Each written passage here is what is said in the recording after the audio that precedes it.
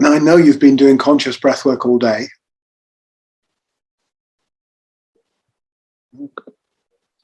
So forgive me. What I want to do right now is I want you to come into awareness of breathing and come in with as much rapid and immediate focus as you can. Yeah? So the opportunity at the beginning of a practice is to come straight into the focus. Now, if that's not immediately available, that's all right. We're not going to beat ourselves up about anything. There's no hard times here. It's simply an opportunity to practice this. So we can rapidly shift from whatever state we're in, whatever cognitive, perceptual, conceptual experiences that are occurring for us, whatever that internal psychic phenomena happen to be. And then shift rapidly into that focus on breathing and pay deep attention to the breath. Sometimes, of course, some days that journey is slower than others. There's a bit of a wiggle, there's a bit of a jiggle, there's some busy thoughts going on. So those have to be navigated. So that's absolutely fine if you're doing that. Otherwise, come in as quickly as you can.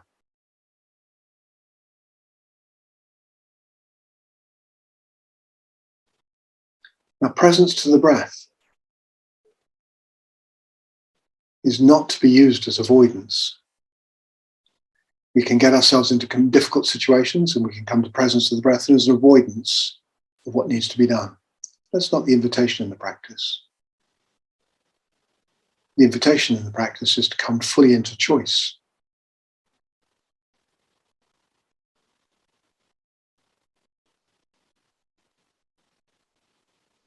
So each moment is a moment of choice, choosing to pay attention to the breath.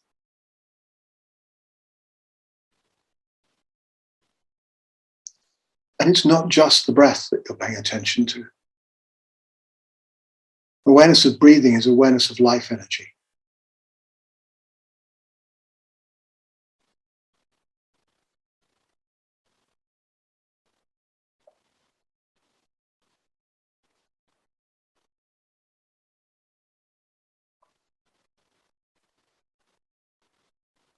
You might start to notice fatigue or tiredness. You might start to notice a brightness, freshness, vitality. And sometimes we get layers where there's fatigue on the surface, but underneath that are bubbles of vitality and you can feel them there. And other times there's the appearance of vitality, but it's a bit flat, a bit unidimensional, and underneath that is tiredness. And we're not doing anything with it. We're not doing anything with what's happening. We're paying attention. We're learning, we're listening, observing, feeling, using the intelligence of feeling.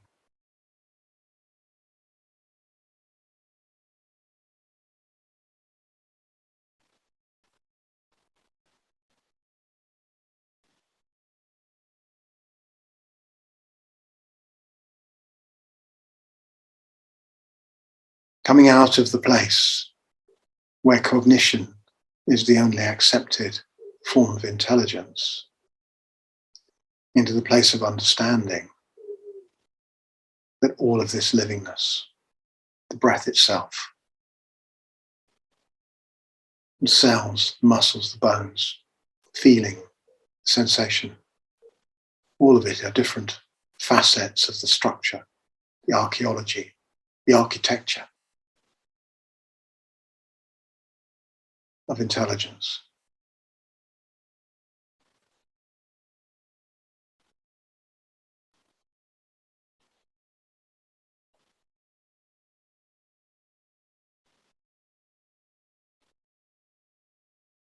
So I'm going to be quiet for a couple of minutes while you just go deeper.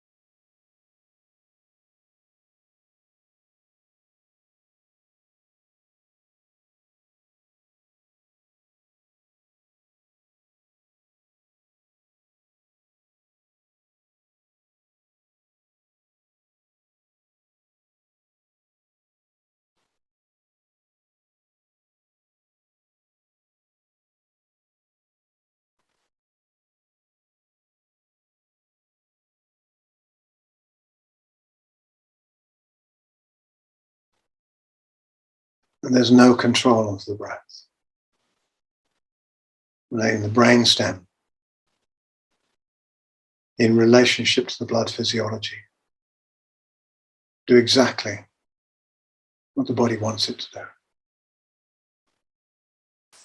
And this, of course, is connected to any recent or old stress or trauma patterns, to whether you've just eaten or not, and to every other factor that alters respiratory rate, depth, and so on.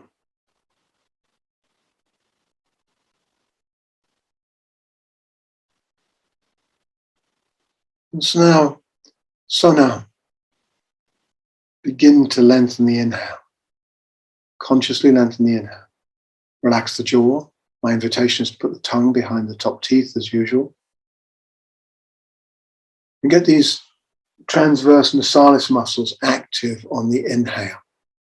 So we're going to be spreading the nostrils open. So this mid area of the nostrils opens, and these little nares here, these flicker slightly. So we get this double area of activity around the nares and the transverse nasalis on the inhale. If you're feeling a little blocked today, then place the tongue on the top of the mouth, right at the top, and press it firmly there to enable this opening of the nasal passages. And you're going to go straight into the exhale. So working from the inhale, feel the transition at the end of the inhale and go directly into the exhale. Lengthen the exhale as much as feels comfortable. Again, this is dependent on blood physiology and so on, and the course of the day and all the other factors we mentioned which can affect respiratory rate and depth.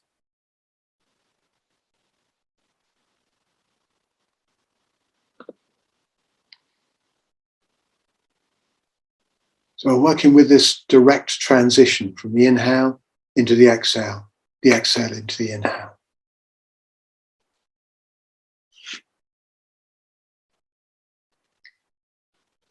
And again, the invitation here is simply to feel the length that this breath needs to be. We're not going to impose a count or a length onto it at all.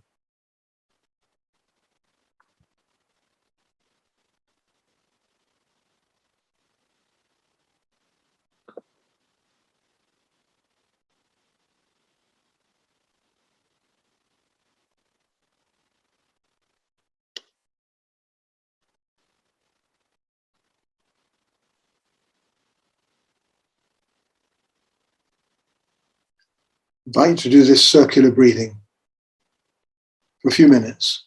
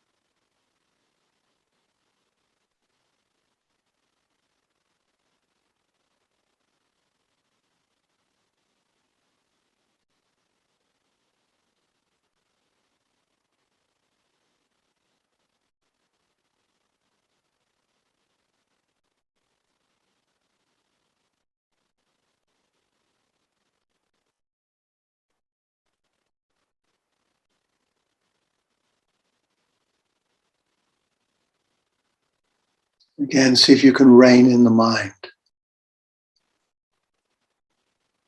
Keep this deep focus on the breath.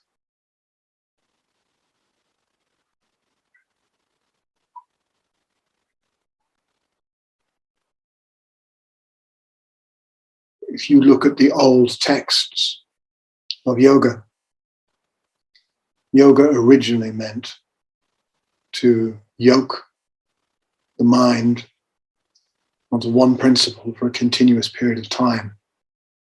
And this traditionally, in many cases, would have been the breath.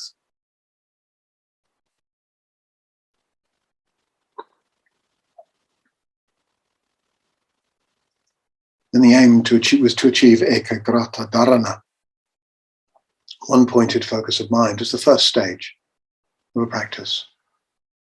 To start to, and if you think about that neurologically, then you're building in strengthened bridges between the dorsomedial prefrontal cortex and the dorsolateral prefrontal cortex. I believe it's so you're building these bridges in between the medial and the lateral parts of the cortex, which sustains choice then. It sustains you in the capacity to continue to choose, which is what we're doing. We're sustaining choice on the length of the breath and the feeling of the breath, and that immediate transition into the exhale. And the length, the feeling of the exhale, and the immediate transition into the inhale.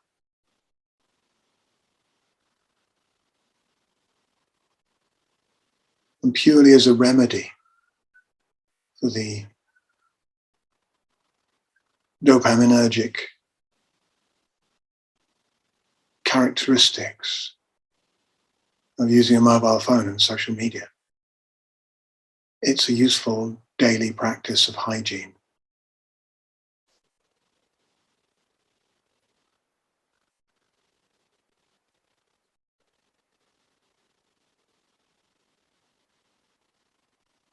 So you're freeing your anticipation reward systems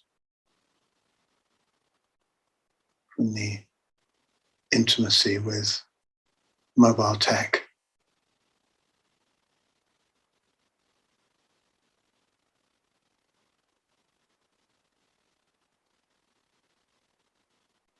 Wonderful, just another couple of minutes.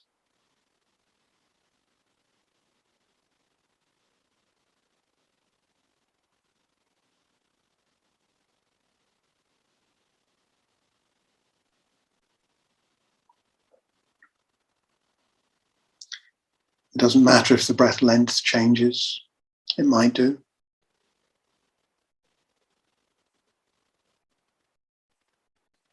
You might find some breaths are longer than others, shorter than others, different feeling to them.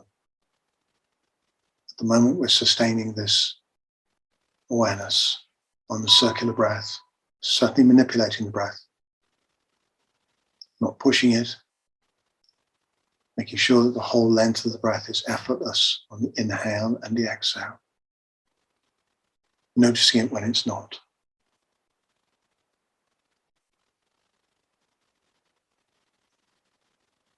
Enabling the breath to teach us the skills of presence with relaxation.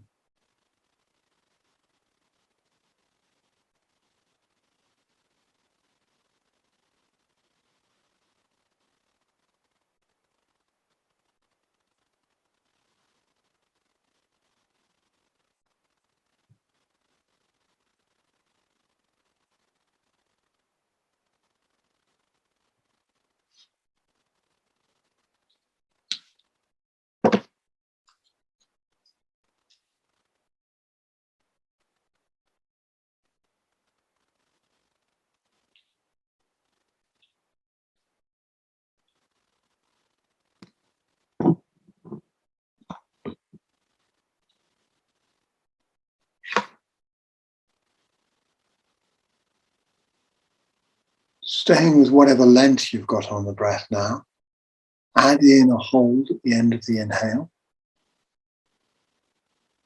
and let your body decide how long that hold is. So each in-breath, at the end of each in-breath for the next period of time, you can be holding the breath at the end of the inhale and tuning into each individual breath hold to see what your body says about this.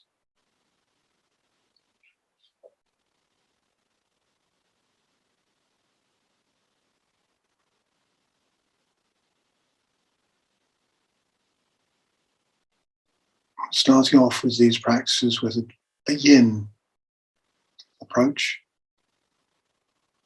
which is listening, reflective.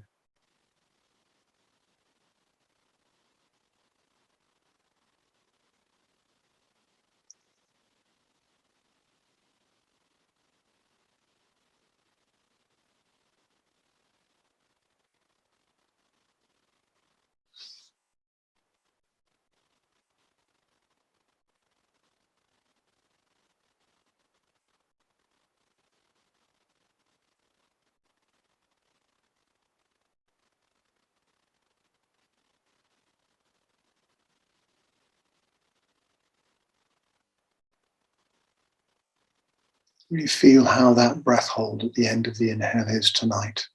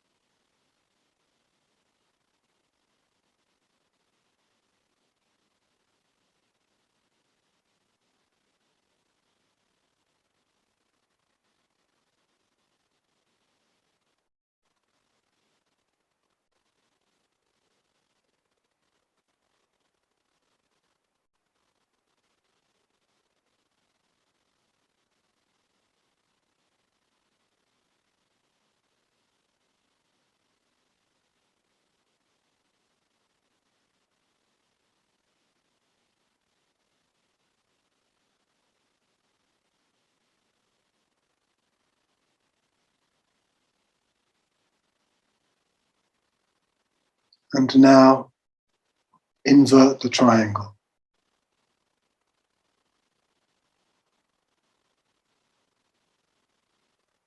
So we're going to do the breath hold at the end of the exhale and transit between the inhale and the exhale with just a moment of noticing.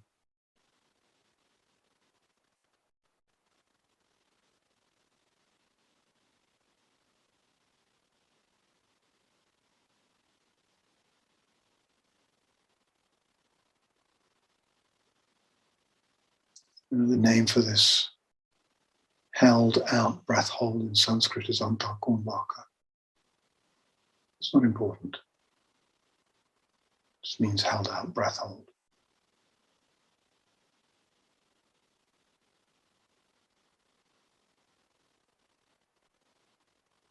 Stay with it as well as you can.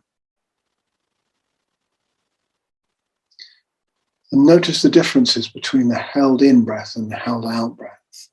Not too much comparison. It's not about a cognitive comparison. It's simply a feeling-based noticing. It's like the difference between being in hot water and cold water.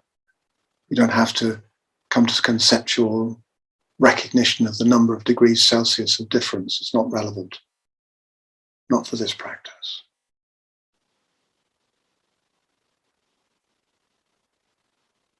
Just a few breaths more.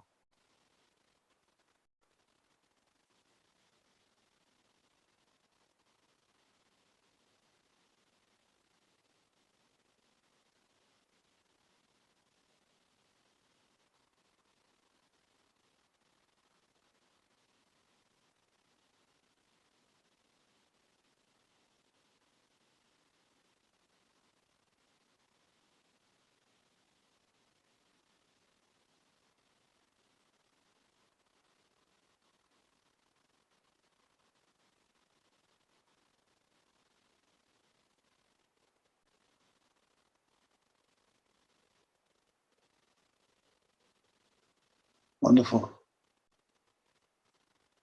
Now immediately shift into breath hold at the end of the inhale and the end of the exhale.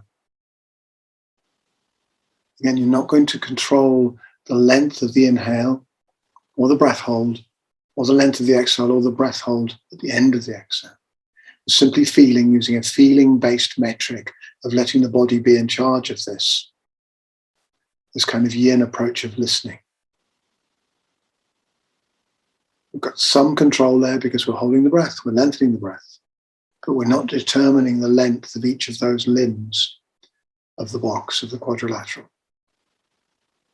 So it's an inhale for as long as feels right, a breath hold for as long as feels right, an exhale for as long as feels right, and a breath hold for as long as feels right. And the rightness of that may change from breath to breath, and you're going to allow that rightness to be in charge for the next 5 minutes or so.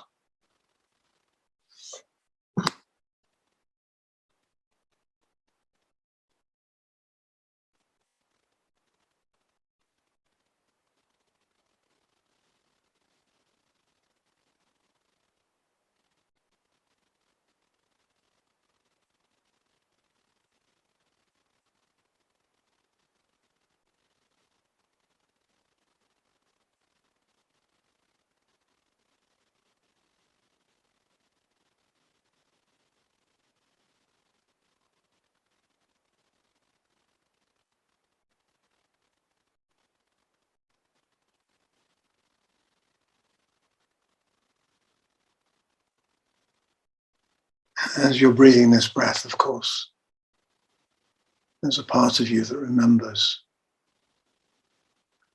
that all the oxygen being breathed in is made by plants, and it goes to every single cell, connecting every single part of you to all of livingness, along with everything that breathes.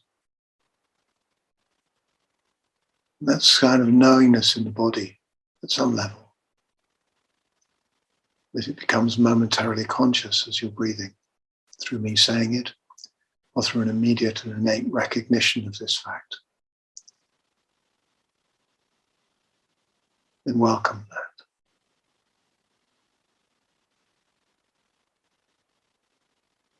As you continue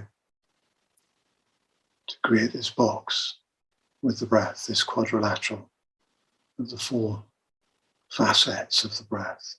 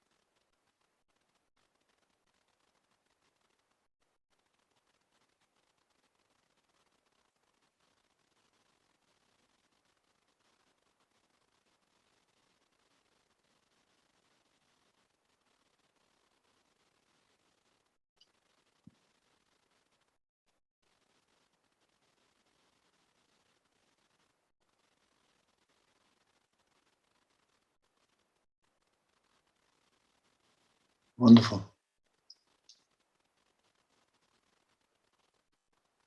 Now just play with either circular breathing, either the two triangles,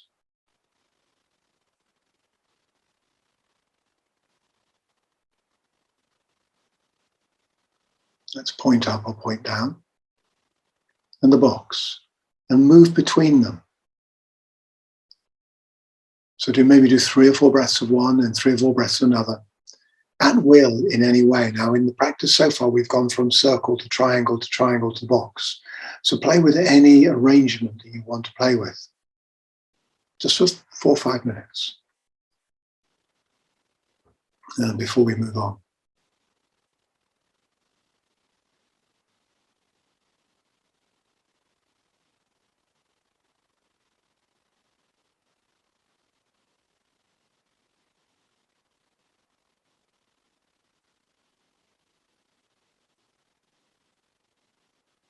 As you're doing this, you might notice which parts of the body are moving to facilitate the breath. Pelvic floor, the abdomen, costal arcs.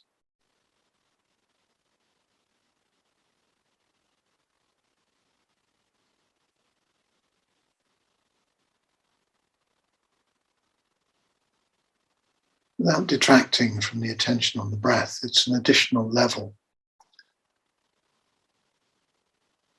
of anatomical observation. It's like your awareness field expands to include the anatomy as well. It's not about shifting 20% of attention from the breath into the body. Suddenly you find you've got 120% of attention.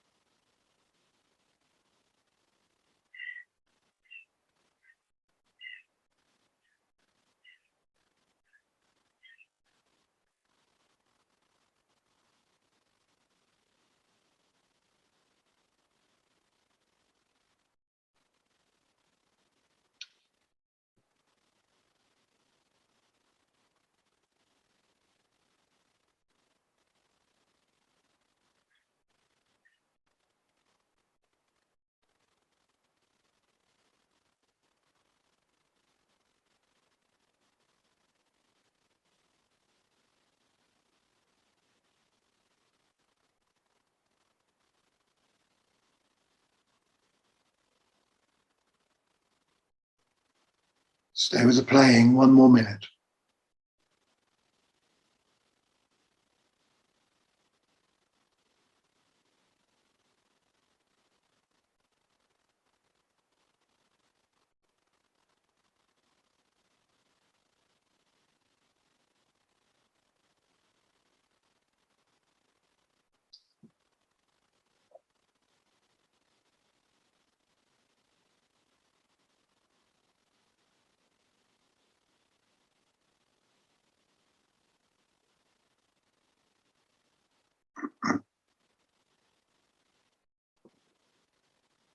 Wonderful.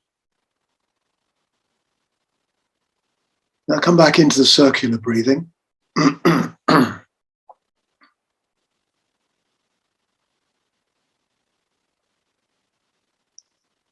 start to count the breath with your mind. It'll be roughly a heartbeat pulse, 1 and 2, 3 and 4 and 5, that kind of count. You'll find your natural count.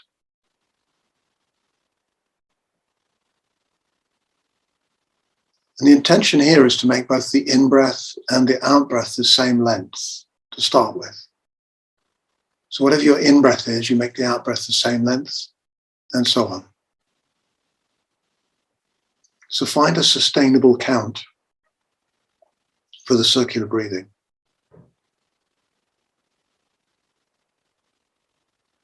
It means you can do it each breath successively.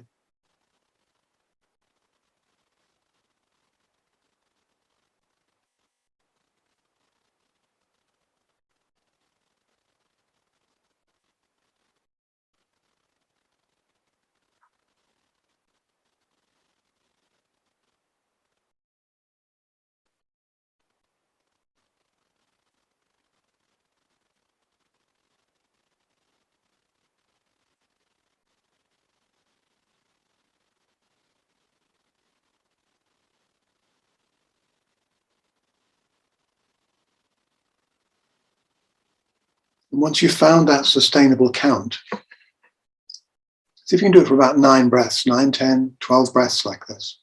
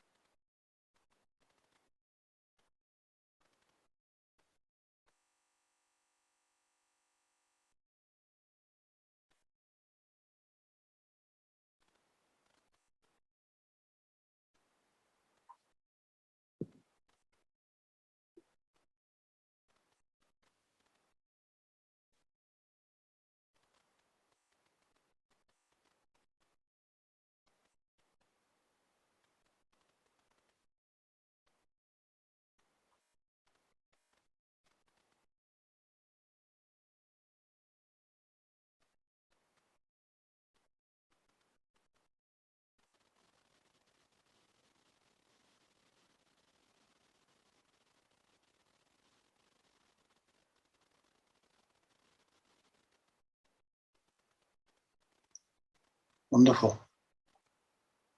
Now see if you can go into the unsustainability, but make the unsustainability sustainable. So you're going to extend the breath maybe by 1 count or just 2 counts, but not much. And see if you can extend both the inhale and the exhale and keep that slightly effortless quality as you continue to lengthen the breath. So each breath might be just 1 count longer, and the next one 2 counts longer, the next one 3 counts longer. And just find out, it's just out of curiosity, how far can you go with this tonight?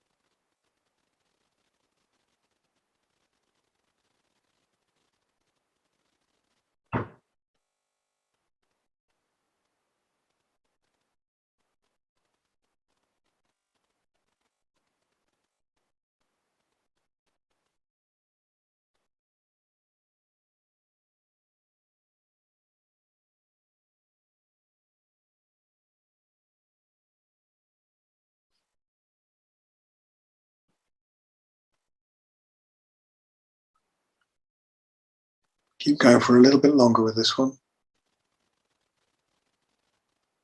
Just a little bit longer.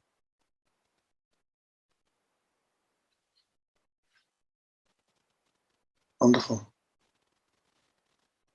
Now you're going to see how fast you can make the circular breathing, given you're going to keep the inhale and the exhale the same length. Right? So we'll tune in and see how fast you can take it. Full inhale, so you can use all the respiratory function best you can, but how fast can you do it? How much speed can you bring to bear on this? And how much speed can you bring to bear on the exhale, but keep them the same length? So if it's three second or 3 count inhale, make it a 3 count exhale. Make sure each inhale and each exhale is as complete as you can, just for a couple of minutes, because it's going to be a bit tiring. It's going to be a bit of work. Right? So just play with that for a minute to get into that.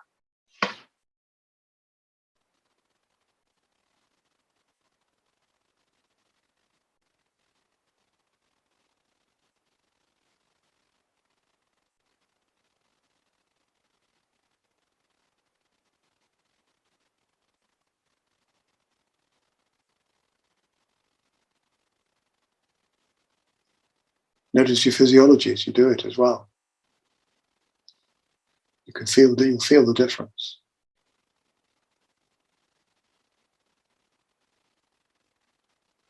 You feel the fuzzy feel as you're pumping out carbon dioxide.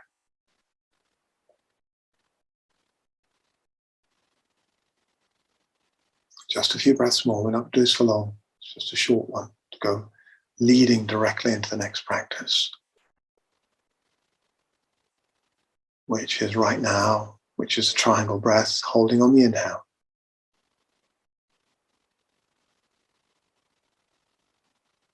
And to begin with, we're going to go equilateral. So whatever count you get on the inhale, make that the exhale. I beg your pardon, make that the in-breath hold as well. So whatever count you get on the inhale, make that the in-breath hold, same length, and then the same length on the exhale. So this equilateral feel with each side of the triangle being the same length based on the count that your body is giving you.